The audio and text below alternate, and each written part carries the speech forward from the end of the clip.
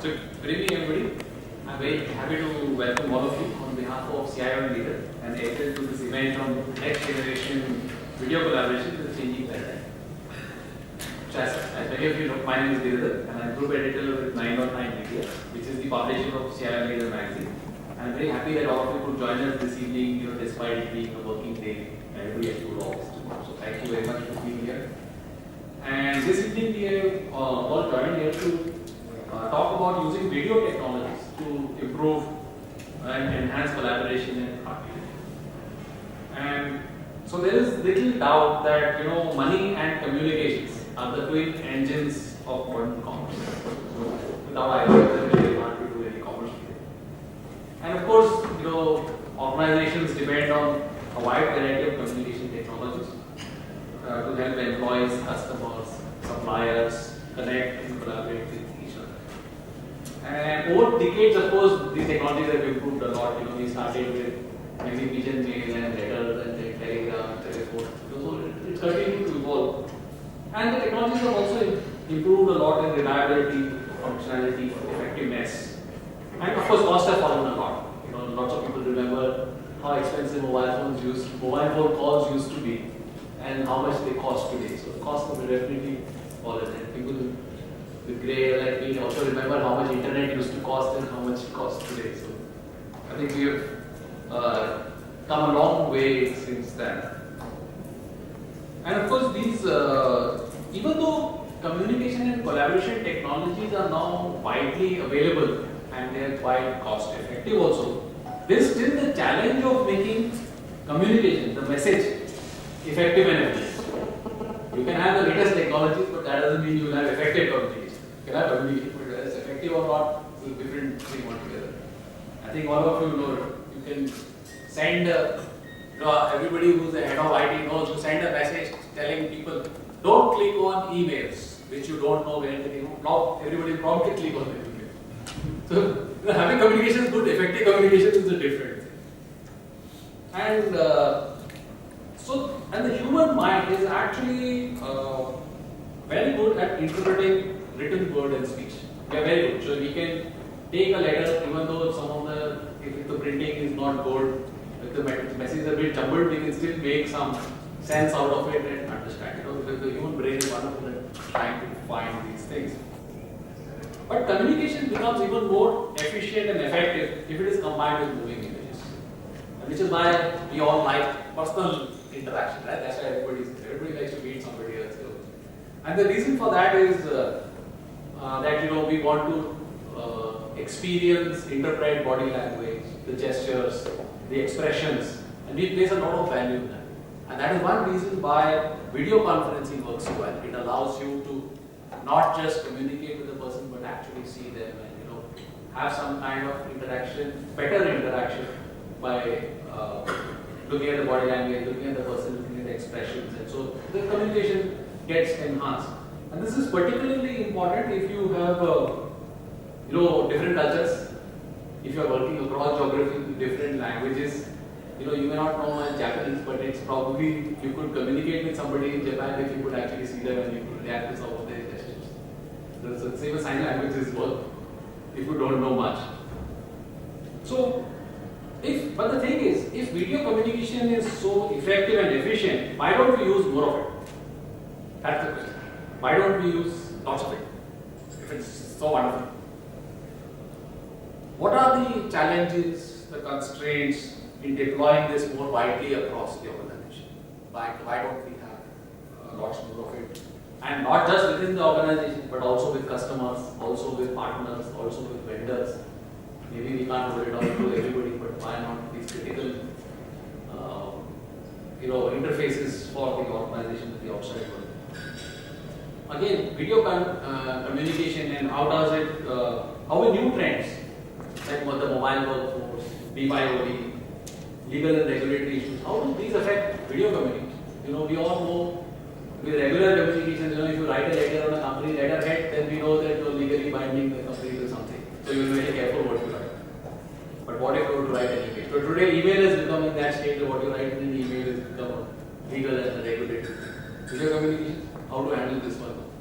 You handle it, right? Anybody thought about this? okay, transmit, you can also record. And then can it be used as evidence? Does it bind the transmission? I think all these things which are also emerging are going to impact the way we use and manage video, and that is particularly important for people like all of you who are the people actually going to put these technologies in, train everybody else within the organization to use it. And so before I invite Arnav Vasu of Airtel to give a quick overview of where the environment for video conferencing today, I thought we could have a big round of introductions. Everybody, if they could just give their name and which organization it is also. Thanks, Kapil. My name is Kapil and I work for the Apollo Clinic. Thank you. Yeah, my name is Naresh Kasim and I work for Scientist Pharma. Hi everyone, my name is Ratnesh and I work for eVery Research. I'm Amit from Uflex. My name is Devin, I work for Inmaxi. Suzuki Motorcycle. I am Sudeep Jain, I am part of the Delivery Group. I am Ashish. I head the operations for Autodesk in Airtel. I am Sukesh, the CMO for Airtel Business.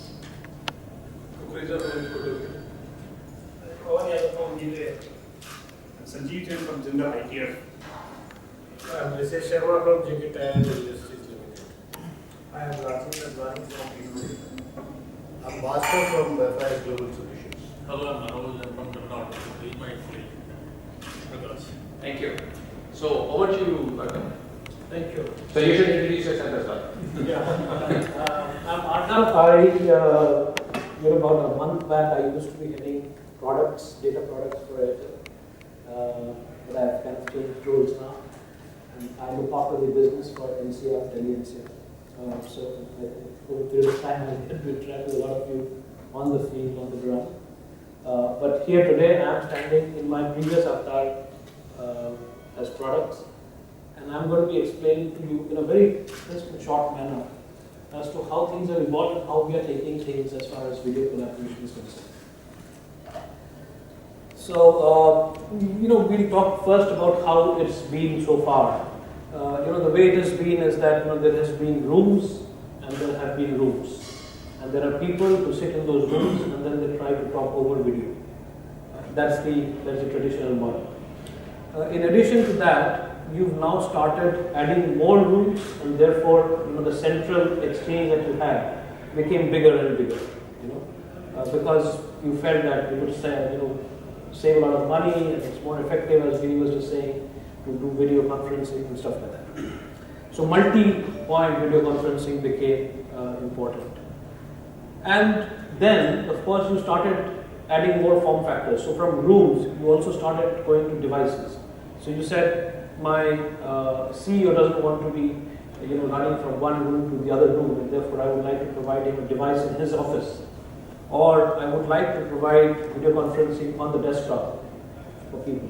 Or I would like to provide video conferencing on a tablet, like an iPad or a Samsung tablet and stuff like that. So different form factors came. So all this started adding complexity, but as though it was not enough, then came in software vendors who came and said, hey, listen, the hardware video conferencing people are not the end of the world. We can't do as good video conferencing as they can. And then they started bringing in their ware. And you had things like Microsoft, and you had things like IBM same time, stuff like that. So all that made things even more complicated, because now, what do you do with this thing in between? This has become a monster for you. So that's where, it was all this while. The next generation video and the way it's going to evolve is that, you will have this growing at a much faster pace, not only within your organization, but also with the organizations that you work with. So, for example, Uflex, you have all the leading brands around the world who are your customers, right? And you're doing packaging and stuff like that for them. And, all of them would now want to communicate with you over video. Now somebody is using Polycom, somebody is using Cisco, somebody is using XYZ. What do you do? How do you ensure that that big monster in the middle is able to give you all of that flexibility? So you need interoperability between platforms. You need everything to become borderless so that people can very seamlessly communicate. You need to be able to scale it up. So sometimes in certain companies, eValueServe for example, you might have a situation where you want to communicate with 2,000 people at one go, and you might have a situation where you want only just 10 people. Now, the 2,000 requirement may not be there all the time, but it might still be there thrice or 4 times a year. How do you scale it up and scale it down? You know? So something like that. And of course, last but not the least, how do you protect your existing investments that you've already made in your rooms and stuff? So, a complex situation like this arises, where you've got rooms, you've got different kinds of, OEMs, you've got, devices, you've got interoperability between platforms, between networks. Your customer is sitting on an AT&T network, you are sitting on an Airtel network. It's a complex situation. So this is where, this whole thing about business to business video is going. And this is where you will suddenly find that video is slowly starting to move the manner in which voice had moved. So you had a number, and you never thought whether the guy at the other end had a telephone which could talk to the telephone that you were having, right? You just made a call. So similarly, even in video, it's going to evolve in a manner where you would have an address, and you'll dial that address, and you'll be on video with the other guy. This is reality. This is what is happening around the world.